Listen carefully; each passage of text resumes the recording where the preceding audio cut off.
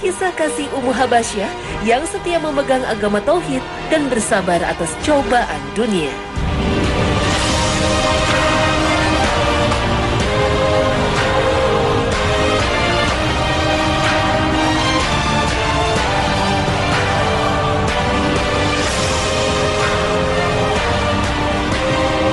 Abu Sufyan adalah salah satu lelaki yang berpengaruh di kota Mekah 14 abad yang lalu.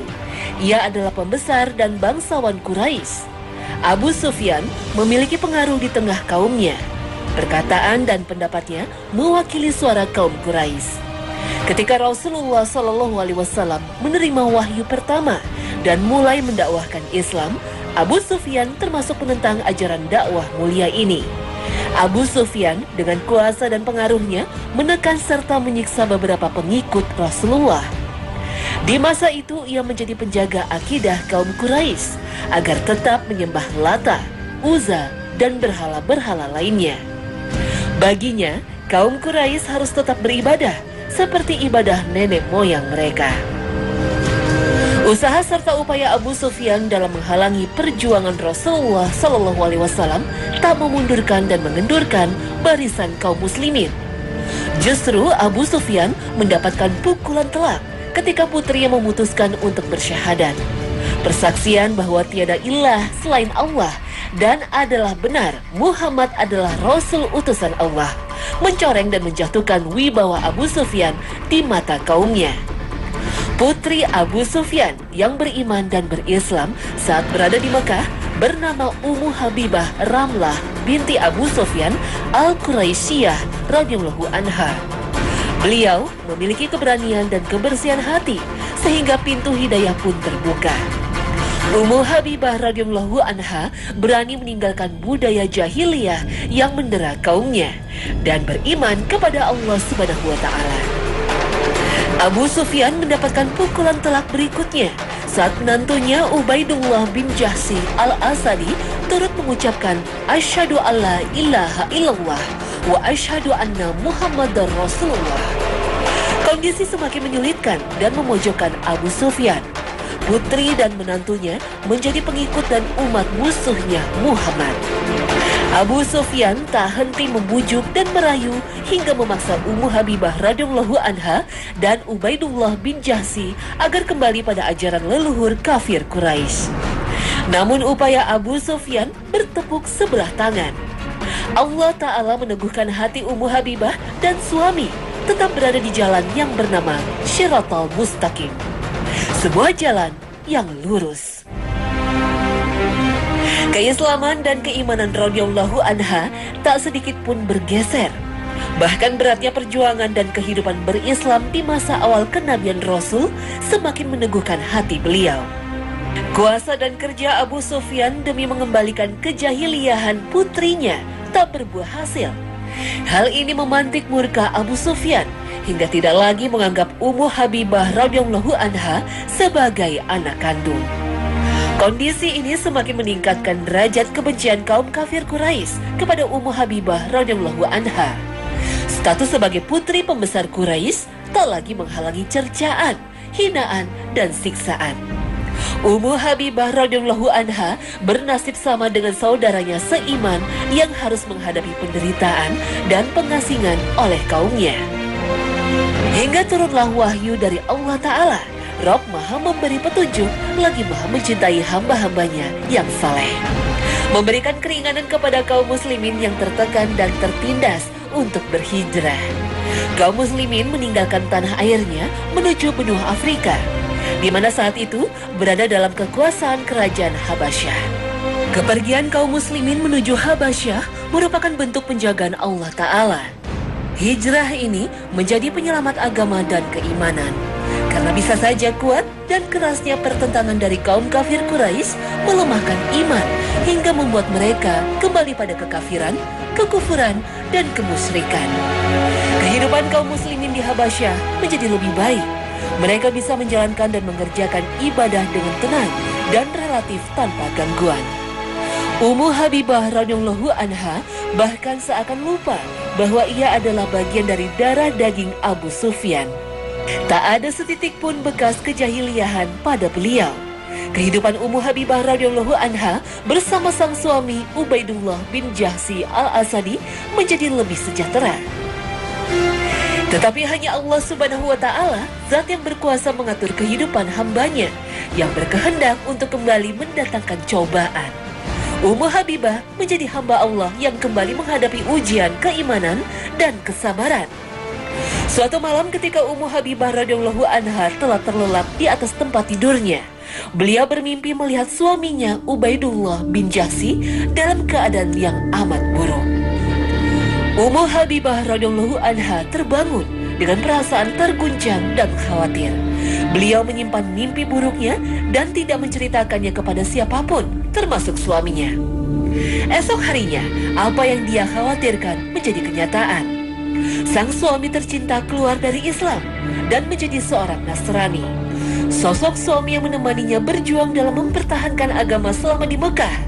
Sosok suami yang bersamanya melewati masa-masa sulit dan mencekam, akhirnya kembali kepada agama asalnya. Keimanan Ubaidullah bin Jahsy justru hilang di masa penuh kedamaian dan ketenangan. Maha suci Allah Subhanahu wa Ta'ala yang membolak-balikan hati hambanya, Zat yang maha kuasa atas segala sesuatu. Dan Allah telah berfirman dalam kitabnya yang suci, Al-Quranul Karim, sesungguhnya kamu tidak akan dapat memberi petunjuk kepada orang yang kamu kasihi, tetapi Allah memberi petunjuk kepada orang yang dikehendakinya. Dan Allah lebih mengetahui orang-orang yang mau menerima petunjuk.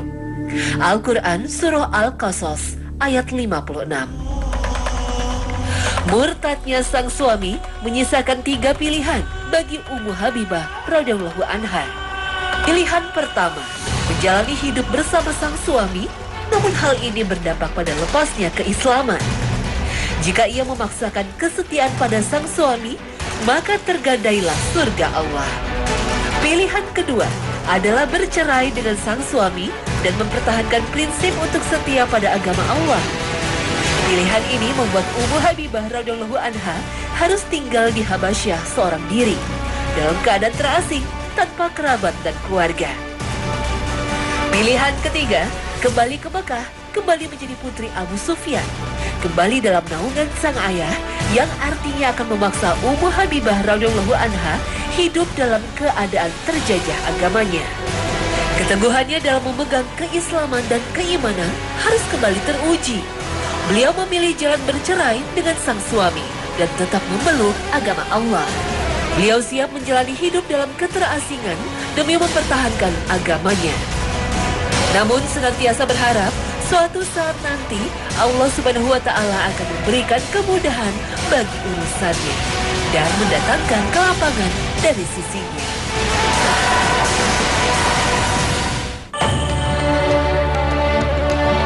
Waktu terus bergulir. Segala puji hanya milik Allah, Rabb yang maha pengasih, lagi maha penyayang, mengganti kesedihan yang selama ini menyelimuti jiwa. Pada suatu hari datanglah budak wanita utusan sang Raja Najasyi, penguasa negeri Habasyah. Si budak membawa kabar yang tidak terduga bahwa Rasulullah SAW telah mengirim surat kepada Raja Najasyi. Surat itu berisi keinginan baginda Nabi SAW untuk melamar Ummu Habibah radhiyallahu anha. Masih di surat yang sama, Muhammad bin Abdullah SAW menunjuk Najasyi sebagai wakil beliau dalam melaksanakan akad nikah di Habasyah. Perasaan Ummu Habibah radhiyallahu anha buncah serasa melayang mendengar berita ini. Serta-merta beliau lepaskan perhiasan yang ia kenakan dan memberikan semua kepada budak wanita yang memberi berita gembira ini. Persiapan pernikahan pun dilakukan dan hari bahagia itu datang. Semua sahabat yang hijrah berkumpul menyaksikan akad pernikahan Rasulullah SAW dan Ummu Habibah radhiyallahu anha. Raja Najasyi menyerahkan mahar sebesar 400 dinar mewakili mempelai pria Rasulullah SAW. Mahar itu kemudian diterima oleh Khalid bin Sa'id bin Al-Ash sebagai wali dari Ummu Habibah radhiyallahu anha dalam akad pernikahan. Jalinan akad pernikahan ini telah menempatkan Ummu Habibah radhiyallahu anha pada derajat yang tinggi di dunia serta di akhirat. Sebuah kedudukan bagi setiap hamba yang bersabar di jalannya, serta untuk setiap hamba yang mengutamakan Allah Subhanahu wa taala dan Rasulullah Shallallahu alaihi wasallam dibandingkan urusan-urusan lainnya. Setelah akad nikah ini, Ummu Habibah radhiyallahu anha masih tetap tinggal di Habasyah sampai masa tahun ke-6 Hijriah. Sang pengantin menuju ke Madinah dan bertemu dengan kekasih yang selama ini beliau rindukan, Rasulullah Muhammad Sallallahu Alaihi Wasallam. Ummu Habibah radhiyallahu anha senantiasa mendampingi Rasulullah Sallallahu Alaihi Wasallam sampai wafatnya. Ummu Habibah radhiyallahu anha meninggal pada tahun 44 Hijriah atau 34 tahun setelah wafatnya baginda Nabi Sallallahu Alaihi Wasallam. Allah Subhanahu wa taala memanggil kembali Ummu Habibah radhiyallahu anha ke sisinya dengan status sebagai Ummul Mukminin, ibunda kaum muslimin. Ummu Habibah radhiyallahu anha telah tiada. Namun keindahan kisah hidupnya senantiasa menghiasi lembaran catatan sejarah manusia. Keteguhannya dalam menjaga agama menjadi pelajaran besar bagi siapa saja yang mau dan mampu mengambilnya.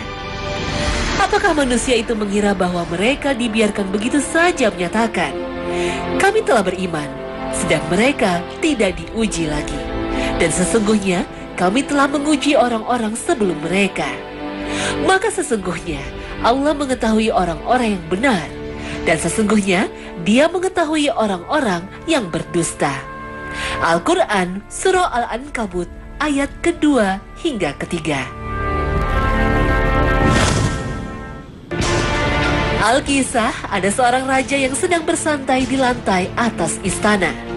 Saat sedang melihat sekeliling istana, dia melihat seorang perempuan di atas loteng rumah. Perempuan tersebut cantik sekali. Lantas sang raja berkata kepada sebagian dayang-dayangnya, "Perempuan itu istri siapa?" Mereka berkata kepada sang raja, "Perempuan itu istri pelayan tua yang bernama Fairuz." Kemudian sang raja pun turun. Demi mabuk cinta kepada perempuan tersebut, sang raja memanggil pelayannya dan berkata, "Hai Fairuz." "Saya Paduka," jawab Fairuz. Raja melanjutkan, "Ambillah surat ini, bawalah ke negeri seberang dan berikan aku jawaban." Fairuz mematuhi perintah sang raja. Lantas dia menuju rumahnya dan meletakkan surat di atas tempat tidur. Fairuz mempersiapkan diri untuk melakukan perjalanan.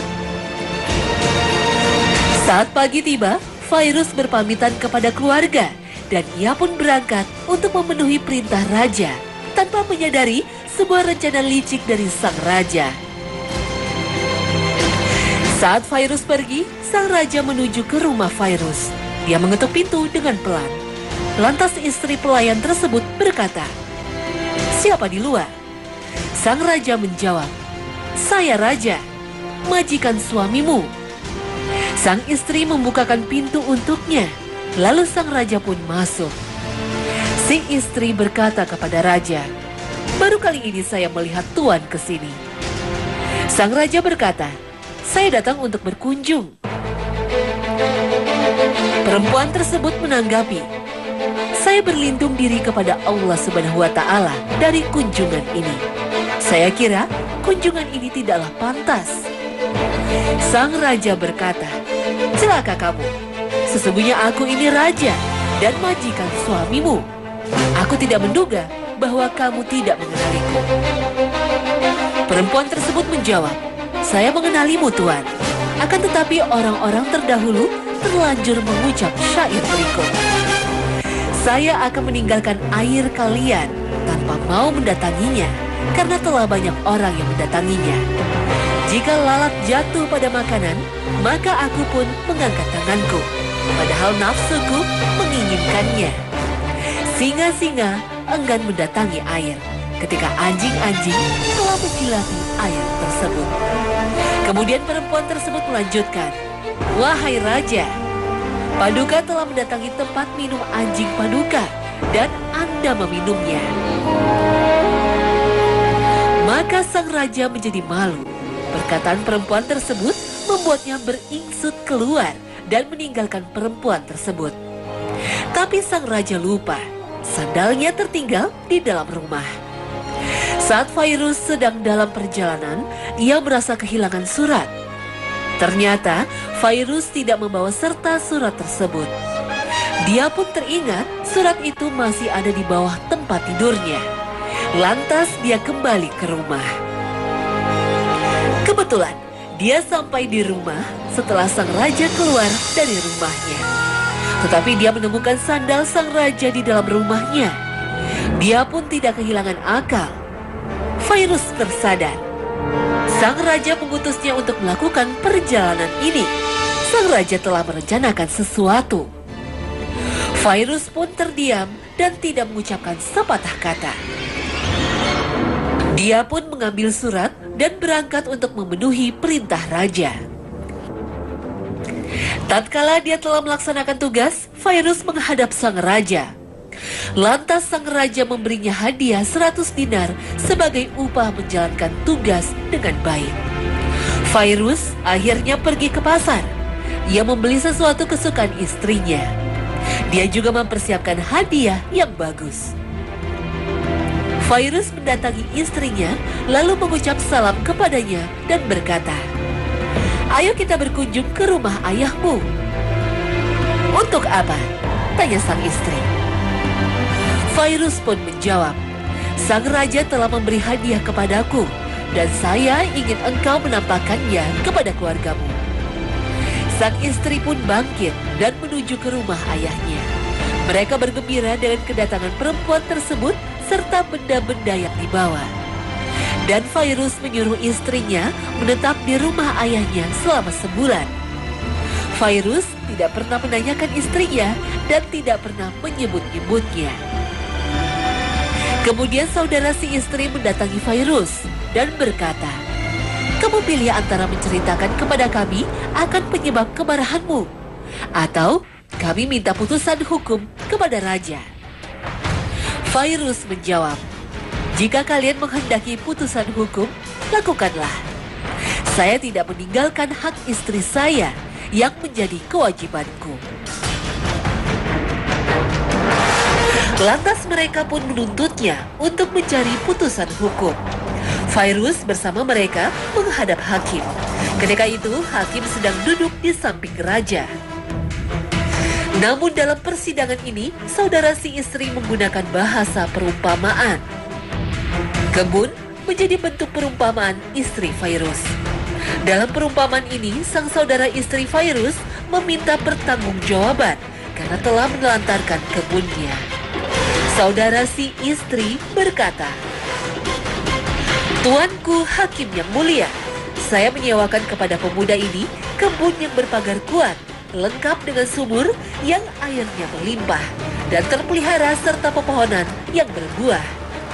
Lalu dia memakan buah-buahnya, merobohkan pagarnya, dan menghancurkan sumurnya."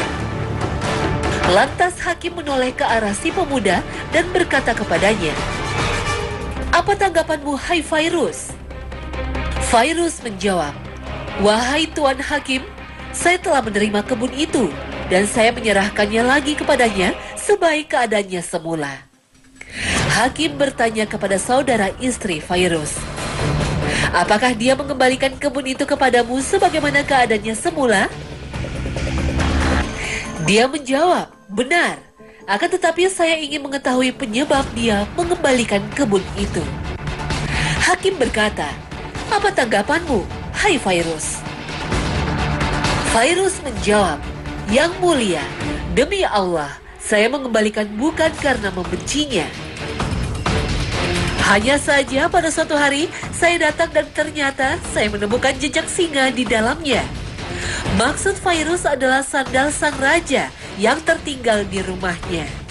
"Saya takut diterkam oleh singa tersebut. Makanya saya menahan diri untuk masuk ke dalam kebun untuk menghormati singa tersebut." Pada saat itu sang raja yang sedang duduk bersandar langsung duduk dengan tegak dan berkata, "Wahai pemuda, kembalilah pada kebunmu dalam keadaan aman dan tenang." Demi Allah, singa itu masuk ke dalam kebun tetapi tidak melakukan apa-apa. Ia tidak menyentuh daun, buah, dan apa saja. Ia berada di dalamnya hanya sebentar saja dan keluar tanpa berbuat apa-apa. Demi Allah, singa tersebut belum pernah melihat semisal kebunmu dan tidak ada yang lebih kuat perlindungannya daripada pagar yang mengelilingi pepohonannya. Selanjutnya, Fairuz pulang ke rumahnya dan istrinya pun dikembalikan kepadanya. Nah pemirsa, inilah akhir kebersamaan kami. Semoga tayangan kami hari ini mampu melengkapi wawasan Islami Anda, sehingga jalan kehidupan Anda sesuai dengan prinsip Al-Quran dan hadis menjadi semakin terang. Akhir kata, wassalamualaikum warahmatullahi wabarakatuh.